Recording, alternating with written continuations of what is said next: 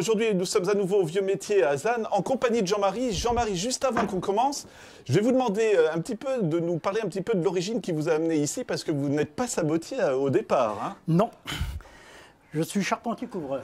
D'accord.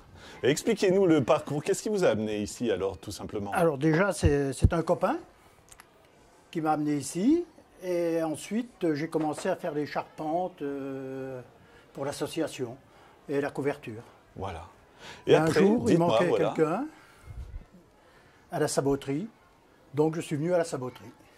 Et ça s'est passé comment? Parce que ça va être très cliché ce que je vais dire, mais charpente, bois, les sabots, est-ce qu'il y a un lien à faire? Ça, vous vous êtes adapté? Non, pas du tout. Non, pas du tout. C'est le hasard qui a fait qu'il manquait quelqu'un. Voilà. Bah alors, vous allez, et ça, je vous remercie déjà à l'avance, nous créer un sabot comme ça pour l'émission. Présentez-nous un peu les machines, si vous voulez, un petit peu où on se trouve. Alors, ici, c'est une machine qui date de 1930. C'est une machine qui a été récupérée d'une saboterie à Génicourt, sur Meuse, près de Verdun. Il y avait une saboterie, et quand la saboterie a fermé, nous avons récupéré les machines. Alors, ce sont des machines qui datent de 1930. Et elle fait la paire de sabots. D'accord. Il suffit de mettre 2 morceaux de bois et on fait le pied droit et le pied gauche. Donc, je ne sais pas si ça s'appelle le tour, mais le tour va... C'est un tour à copier. Eh ben voilà, superbe. Bah, moi, ce que je vous propose, vous mettez tout ça en marche et puis vous nous expliquez en même temps si ça vous va comme ça. Ça marche.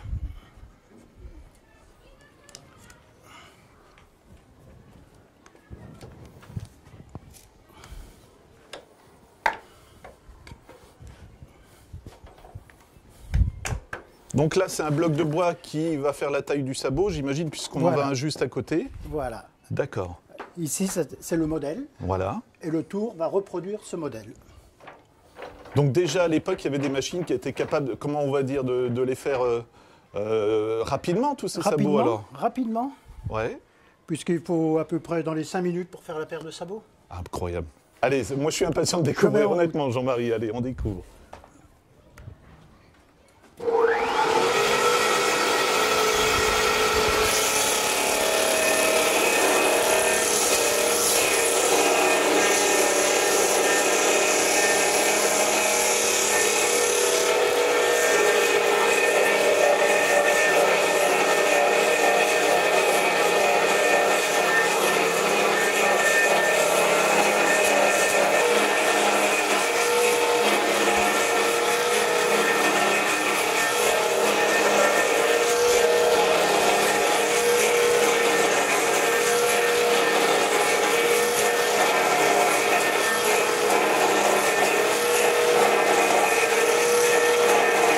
Jean-Marie, c'est impressionnant. En fait, vous ne touchez même pas la machine. Ah non, non.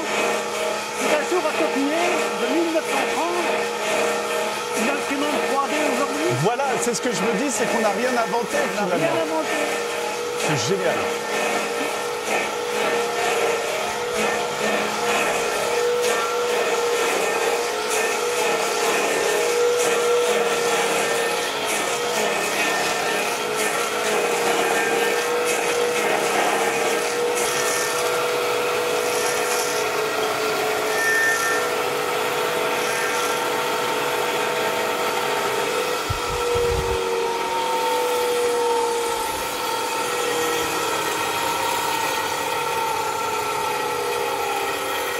Alors voilà, vraiment, je peux vous dire, c'est vraiment 5 minutes puisqu'on a laissé tourner la caméra.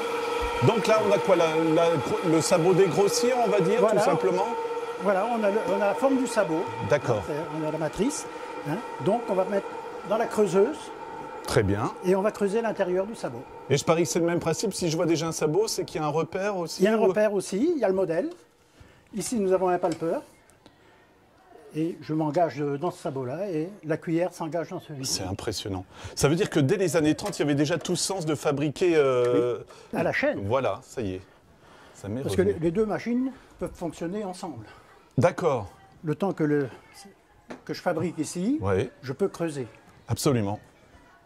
Et c'est pas une question piège. Les sabots, ça servait à quoi, tout simplement, à l'époque? Se chausser, hein, c'était les chaussures de l'époque. Voilà. C'était les chaussures de l'époque. C'était pour aller le travail à la ferme ou un petit peu pour tout? Même dans la sidérurgie. Ah oui, pour se protéger. Les hauts fourneaux, les aciéries, les fonderies. D'accord. Tout ce qui était au contact de la chaleur. Très bien. Ben moi, encore une fois, m'en voulez pas, mais je suis impatient de voir cette machine fonctionner, donc je vous laisse faire tout ça, parce que c'est tout simplement magnifique.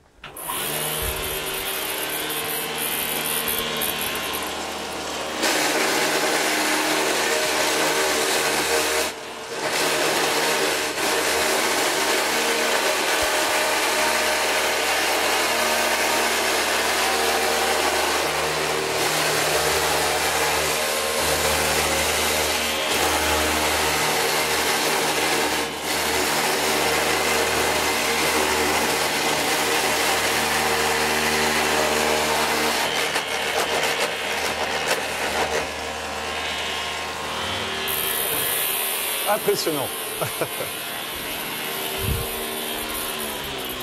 Dites-moi, est-ce que c'est très physique ou est-ce qu'il y a quand même un petit peu de confort avec ces machines-là?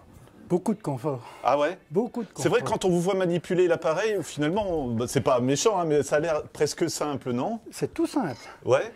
Dès l'instant où j'ai engagé le palpeur dans celui-ci, Ouais. je ne peux plus sortir du sabot. D'accord. Donc c'est pour ça que c'est très très simple. Et ça vous fait une sécurité aussi, Ça fait finalement? une sécurité, et puis on peut approcher les bords, c'est calculé pour. Voilà. Si vous voulez bien le montrer, parce que c'est vraiment très beau comme ça, c'est très très impressionnant, quoi. Voilà. Alors maintenant, il faut enlever les fixations du tour. Eh ben, on suit l'étape suivante. Il y a une nouvelle machine à découvrir, alors, Non, c'est j'imagine? le paroi, c'est ce qu'on faisait les sabots dans le temps. D'accord. Voilà, c'est ça.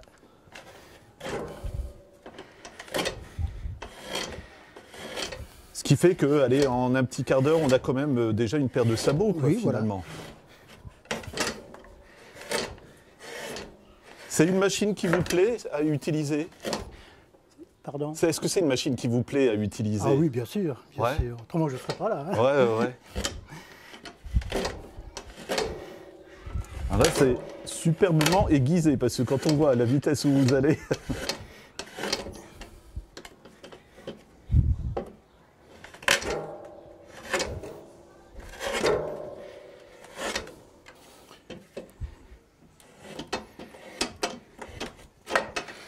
Voilà, il n'y a plus qu'à le laisser sécher. Eh ben, c'est magnifique.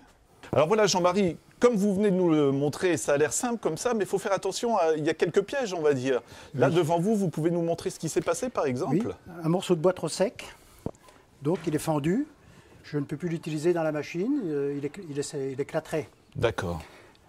Là, c'est un morceau de bois où il y avait un nœud. Et puis là, c'est fini, quoi, Il a éclaté, d'office, donc ouais. le sabot n'est pas récupérable. Ouais. Là, pareil, une matrice qui a séché au soleil, certainement, et elle est éclatée.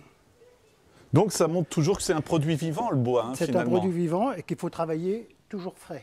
D'accord. Et là, vous l'expliquez, celui que vous venez de faire, on va le mettre à sécher, mais vous allez le laisser combien de temps, justement, 3 à sécher? semaines. 3 semaines, 3 carrément. semaines, oui. 3 semaines, 1 mois, Ouais, mais surtout pas en plein soleil, ouais. parce que pareil, il éclaterait.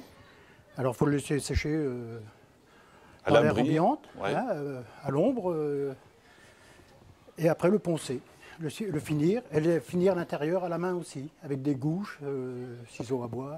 D'accord. Et ensuite, est-ce qu'on va mettre un traitement dessus, du vernis ou des choses comme ça, ou est-ce que sur le principe, il tiendrait déjà? Il tiendrait déjà, sur le principe, Ouais. il tiendrait déjà. Hein. Mais bon, maintenant, comme on décore beaucoup,